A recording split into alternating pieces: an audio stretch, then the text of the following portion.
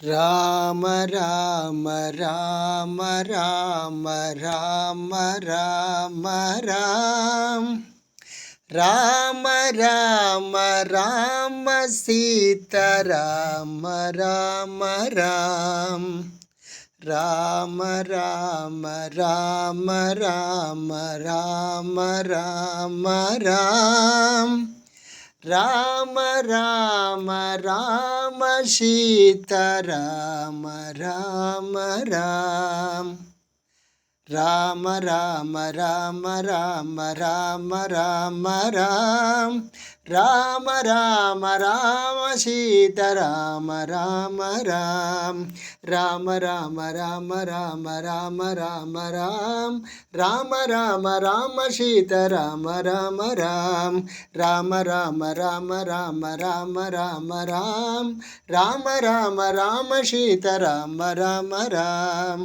ராம ராம ராம் ராம ராம ராம். ஹரி ஓம். வணக்கம் அன்பு நெஞ்சங்களே. இன்னைக்கு 22வது நாள், ராமாயணம் 22வது நாள். பரதன் தன்னுடைய தந்தையினுடைய தசரதன் இறந்த அந்த தந்தையை அடக்கம் செய்துவிட்டு அவருக்கு செய்ய வேண்டிய அந்த காரியமெல்லாம் செய்துவிட்டு துக்கமாக சோகமாக அண்ணனை பிரிந்து தந்தை இந்த உலகத்தை விட்டே பிரிந்து இப்படி தவிக்கும் நிலை ஏற்பட்டு விட்டதே, அதுக்கு என்னுடைய தாய் ஒரு காரணமாகிவிட்டாலே, அதுக்கு ஒரு நான் பழி சொல்லுக்கு ஆளாகிவிட்டேனே என்று ஒரு தவித்து தூக்கமில்லாமல் இரவு முழுக்க அழுது கொண்டே இருந்தான். பொழுது விடிந்தது. அப்போது அரசரை அழைக்கக்கூடிய அந்த கர்ஜனை சத்தங்கள், அந்த மேளதாளங்கள் இதெல்லாம் வாசலில் முழங்கியது. அரசர் அரசபைக்கு போகிறதுக்காக அழைக்கக்கூடிய அந்த இசை கேட்டு இவன் எழுந்தான். போது நிறுத்துங்கள் என்று சொல்லிவிட்டு அந்த சபைக்கு நேராக போனான். அங்கே போய் பார்த்தான். வசிஷ்டர் இருந்தார், சுமந்திரர் இருந்தார், மற்ற குருமார்கள், மந்திரிகள், முக்கியமான படைத்தளபதிகள் எல்லாரும் அமர்ந்திருந்தார்கள். அப்போது வசிஷ்டர் சொன்னார், பரதா, இந்த நாடு அரசன் இல்லாமல் தவிக்கிறது. அரசன் இல்லாமல் ஒரு நாடு இருக்கக்கூடாது. அது குழந்தை இல்லாத வீடு மாதிரி ஆயிரும். அது மட்டுமல்ல, எதிரியர்கள் இந்த நாட்டில் எப்போது வேண்டுனாலும் படையெடுக்கலாம். ஆகவே இது சரியான நிலை அல்ல. ஆகவே நீ சீக்கிரம் முடிசூட்டிக்கொள், இந்த நாட்டினுடைய அரசனாக பொறுப்பேற்றுக்கொள் என்றார்.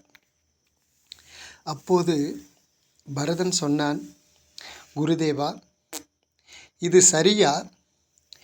என் தந்தைக்கு பின் எப்படி எங்களுடைய பாரம்பரியம், எப்படிப்பட்ட பாரம்பரியம்? தந்தைக்கு பின் இந்த வீட்டினுடைய, இந்த நாட்டினுடைய முதல் மகனாக இருக்கின்ற ஸ்ரீ ராமபிரபல்லவா இந்த அரியணையில் அமர வேண்டும். அந்த இடத்தில் நான் அமருவது சரியா? இது நியாயமாது? ஆகவே இதை நான் முடிசூட்டி போவதில்லை. இப்போவே நான் எப்படியாவது சென்று அண்ணனை கண்டுபிடித்து ராமபிரானை திரும்ப அழைத்து வந்து ராமண்ணாவை முடிசூட்ட வைக்க வேண்டும். அதுதான் என்னுடைய வேலை. என் தாய் செய்த செய்தலுக்கு நான் இந்த முடிசூட்டி கொண்டால் இந்த ஊர், இந்த உலகம் என்னை என்ன நினைக்கும்? ஒரு பழிச்சொல்லுக்கு நான் ஆளாக மாட்டேனா? ஆகவே தயவு செய்து இந்த விஷயத்தை விட்டுவிடுங்கள். உடனே பெறப்பட வேண்டும். சாதாரணமாக நான் மட்டும் போகிறதில்லை, நீங்கள் எல்லோரும் என்னுடன் வருகிறீர்கள். அது மட்டுமல்ல, நம்மளுடைய கோட்டை படைகள் அனைத்தும் வருகிறது. ஒரு அரசன் எப்படி போய் அழைத்து வர வேண்டுமோ அப்படி முழு அந்த என்ன சொல்கிறது, படையோடு, இந்த நாட்டினுடைய கொடியோடு, பட்டத்து யானையோடு, வெண்குடையோடு நாம் முறைப்படி போய் நம்ம அண்ணனை அழைத்து வருவோம். அதற்கான ஏற்பாடு செய்யுங்கள். நம்ம படை போக வேண்டுமென்றால் காட்டுக்கு பாதை போட வேண்டும். அந்த ஏற்பாடெல்லாம் கவனியுங்கள் என்று மந்திரி சுமந்திரரை பார்த்து பரதன் கேட்டுக்கொண்டான். ஆகட்டும் என்று சொல்லிவிட்டு உடனே அதுக்கான வேலையெல்லாம் நடக்க துவங்கியது. இவன் அங்கே போவதற்காக படையோடு போவதற்காக காட்டுக்குள்ளே பாதையெல்லாம் போட ஆரம்பித்தார்கள். தன்னுடைய குருமார்கள், தன்னுடைய தாய் 3 பேர், அதே போல் மந்திரிகள், மக்கள், இப்படி அனைவருமே போவதற்கான ஏற்பாடு நடந்து கொண்டிருந்தது. அங்கே ராமர், சீதா, லட்சுமணன் அவங்கள என்னாச்சு, அவங்களுடைய நிலை என்ன, அவங்க எப்படி இருக்கிறார்கள் என்றால், கங்கை நதி தாண்டிய உடனே பரதனை சந்தித்து குகனை ஒரு நாள் குகன் இருக்கும் இடத்தில் தங்கிவிட்டு அவர்கள் கங்கையை தாண்டி பரத்வாஜ ஆசிரமம் சென்றார்கள். அந்த பரத்வாஜரிடம் தன்னை அறிமுகப்படுத்தி கொண்டு, நான் இந்த நாள் இவ்வளவு நாள் இங்கே தங்கினேன், ஒரு நாள் தங்குகிறேன் என்று சொல்லிவிட்டு, நான் இந்த காட்டுக்குள்ளே தான் 14 ஆண்டுகள் இருக்க போகிறேன், அதற்கு ஒரு நல்ல இடங்கள் சொல்லுங்கள் சுவாமி என்று கேட்டான். பரத்வாஜர் சொன்னார், நீ சித்திரகூடம் என்ற ஒரு இடம் இருக்கிறது, இங்கிருந்து காட்டுக்குள் சில மைல் தொலைவில் போனால் அங்கே மந்தாகினி நதி ஓடுகிறது, அந்த மந்தாகினி நதிக்கு பக்கத்தில் நீ தங்கிறதுக்கு ஒரு இனிமையான ஒரு அமைதியான நல்ல இடம் ராமா என்று சொன்னார்கள். அதை கேட்டுவிட்டு ஒரு நாள் அந்த பரத்வாஜ ஆசிரமத்தில் தங்கிவிட்டு அந்த சித்திரகூடம் சென்றார்கள். சித்திரகூடத்தில் போய் ராமனும் லக்ஷ்மணனும் இவர்கள் தங்குவதற்கான ஒரு இடத்தை தேர்ந்தெடுத்து, அந்த மந்தாகினி நதிக்கு பக்கத்திலேயே அழகான ஒரு இடத்தை தேர்ந்தெடுத்து அந்த இடத்தில் தன்னுடைய ஆசிரமத்தை அமைக்க ஆரம்பித்தார்கள். ஆசிரமம் என்றால் மூங்கிலும் மரக்கிளைகளாலும் இலைகளாலும் அந்த குடிசை வீடுகளை கட்டத் துவங்கினார்கள். சரி, இவர்களாம் அரண்மனையில் வாழ்கிறார்களே, இவர்களுக்கு எப்படி இந்த வீடு கட்ட தெரியும் என்று நாம் யோசிக்கலாம் இல்லையா? யோசிக்கணும். அது எப்படி என்றால், இன்னைக்கு கல்வி முறை மாதிரி இல்லை. அன்று படிப்பு மட்டுமல்ல, வாழ்க்கைக்கு தேவையான அனைத்து விஷயங்களையும் சொல்லித் தருவார்கள். படிப்பென்றால் பாடம் மட்டுமல்ல, பயிற்சி, வில் சண்டை, வாள் சண்டை, அம்பெய்தல், இப்படி பயிற்சிகள், அதே போல் மல்யுத்தம், இந்த தனுர்வேதத்தில் இருக்கிற சில பயிற்சிகள், அதே போல் ஒரு வாழ்க்கைக்கு தேவையானது என்னென்ன இருக்கிறது, ஒரு விவசாயம் செய்வது எப்படி, பொருளை உற்பத்தி செய்வது எப்படி, ஏர் உழுவது எப்படி, அதே போல் வீடு கட்டுவது எப்படி, இப்படி எல்லா பயிற்சிகளையும் அந்த காலத்தில், இப்போ இன்றைக்கி எப்படி சிவில் இன்ஜினியர் கோர்ஸ் இருக்கிறதோ அதே போல் அன்னைக்கு வாழ்க்கைக்கு தேவையான அனைத்து விஷயங்களையும் கொண்டது தான் அன்றைய குருகுல கல்வி முறை. அப்படி அந்த பாடம் ஏற்கனவே ராமனுக்கும் லக்ஷ்மணனுக்கும் கற்றுக்கொள்ளப்பட்டது. ஆகவே இவர்கள் உடனே அந்த வீடு கட்ட ஆரம்பித்தார்கள். அழகான ஒரு ஆசிரமம், ராமன் சீதா தங்குவதற்கான ஒரு இடம், பூஜை செய்வதற்கான ஒரு இடம், லக்ஷ்மண் வெளியே காவல் புரிவதற்கான, இப்படியெல்லாம் ஒரு அழகான ஒரு சின்ன ஆசிரமம் போல் கட்டினார்கள். அங்கே சந்தோஷமாக சில நாட்கள் அவர்கள் வாழத் துவங்கினார்கள். இவர்களுக்கு துணையாக, பாதுகாவலனாக கங்கை கரையோரத்தில் குகன் இருக்கிறான். குகனை தாண்டித்தான் ராமனை பார்க்க வர வேண்டும். ஆகவே அங்கே வந்தாலும் இன்னொரு பாதுகாப்பு லட்சுமணனை தாண்டி தான் ராமரிடம் போக முடியும். அப்படி ஒரு நல்ல பாதுகாப்பாக சந்தோஷமாக வாழ்ந்தார்கள். அந்த நேரத்தில் பரதன் அங்கு செல்கிறான். பரதன் அங்கே செல்லும்போது ஒரு பெரும் ஏனால் இவன் குதிரைப்படை, யானைப்படை, அந்த கோட்டை கொத்தளம் எல்லாம் போகும்போது புழுதி கிளம்பி புகை மண்டலமாக ஆகிறது. உடனே குகனுக்கு சந்தேகம் வருகிறது. யாரோ ஒரு பெரும் படை வருகிறதே, யார் வருகிறார்கள், உடனே பார்த்து வாருங்கள் என்று தன்னுடைய சிப்பாயை அனுப்புகிறான். அவர்கள் போய் பார்த்து விட்டு தூரத்தில் மரத்தில் ஏறி பார்ப்பாங்க, உயரமான மரத்தில் ஏறி பார்ப்பாங்க. பார்த்தா ஒரு பெரிய படையே வருகிறது. ஒரு மரம் தாங்கிய அயோத்தி மன்னனுடைய கொடி பறக்கிறது. அயோத்தி மன்னனே ஒரு படையோடு வருவது போல் தோன்றுகிறது என்று குகனிடம் சொன்னான். குகன், அப்படி யார் இருக்கும் அப்படின்னா, பரதன் தம்பி இருக்கிறான், அவன்தான் நாட்டை ஆடுறான் என்று நம் ராம் சொன்னார்களே, அப்போது அவன்தான் வருகிறாரோ, அப்போது ராமனுக்கு ஏதாவது ஆபத்து இருக்குமோ, ராமனை இங்கேயே பழி தீர்க்க வருகிறானோ என்று குகன் சந்தேகப்பட்டான். உடனே சில வீரர்களோடு போய், நாம் எதற்கும் கங்கையை தாண்ட விடக்கூடாது, கங்கைக்கு முன்னாடி நில்லுங்கள், நானே நேரடியாக போய் விசாரிக்கிறேன். போனால் அங்கே போய் பார்த்தா அந்த கங்கைக்கு முன்னாடியே அவர்கள் எப்படி கங்கையை கடப்பது என்று யோசித்து கொண்டு இருக்கும்போதே குகன் அங்கே சென்றான். சென்று பார்த்தால் இவன் ராமனையும் லட்சுமணனையும் பார்த்தது போலவே இருக்கிறார்கள், பரதனையும் சத்ருக்கனையும் பார்த்து. அது மட்டுமல்ல, இவன் அரச உடையோடு வரவில்லை, இவனும் காவியுடை தரித்து மறுவுரை தரித்து சந்நியாசி வேடம் போட்டு வருகிறான்.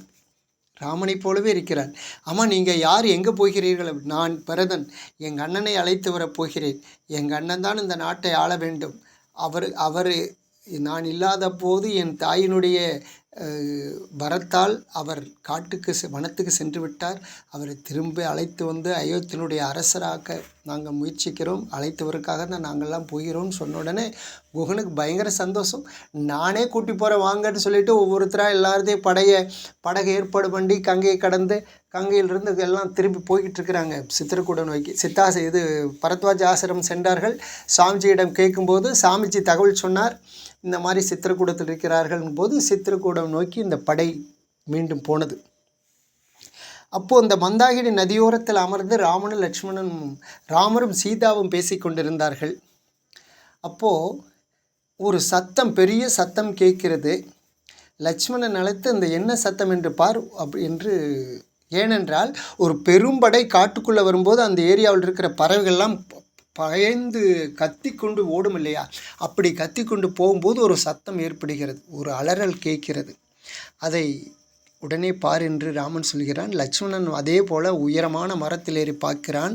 தன்னுடைய நாட்டு படை வருகிறது, தன்னுடைய கொடி பறைக்கிறது, பட்டத்து யானை வருகிறது. ஆனால் பட்டத்து யானையில் அரசன் உட்கார்ந்திருந்தால் வெண்குடை பிடிக்கணும், அந்த வெண்குடை இல்லை, ஆனால் பட்டத்து யானை வருகிறது.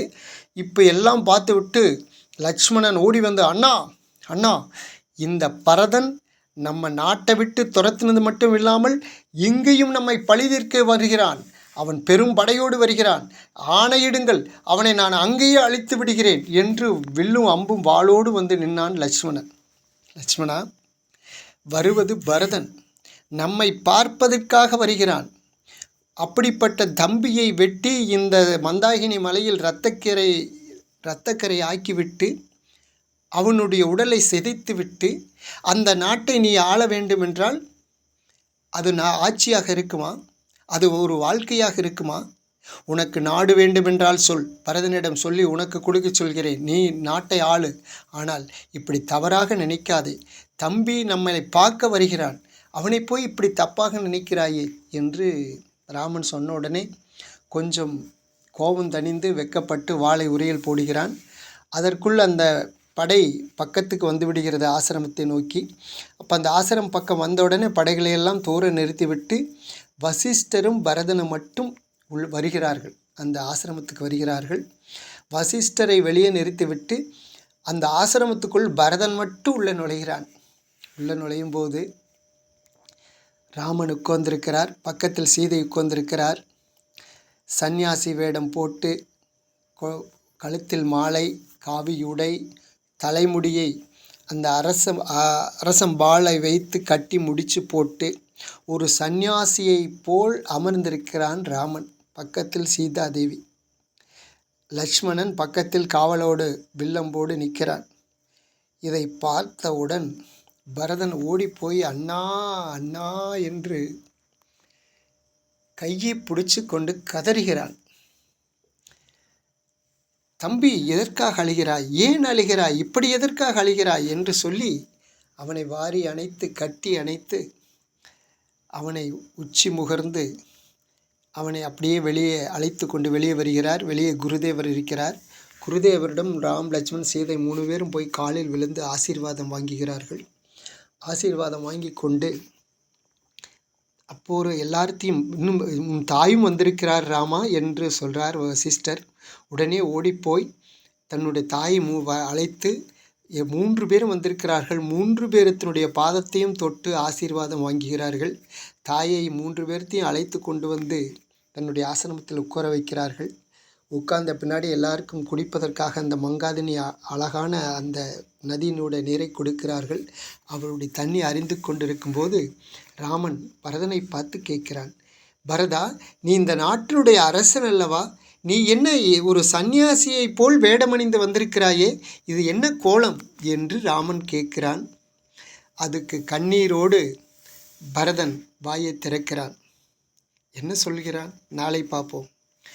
நன்மையும் செல்வமும் நாளும் நல்குமே, திண்மையும் பாவமும் சிதைந்து தேயுமே, ஜென்மமும் மரணமும் இன்றி தீருமே, இன்மையே ராமா என்ற இரண்டெழுத்தினாலே, இன்மையே ராமா என்ற இரண்டெழுத்தினாலே.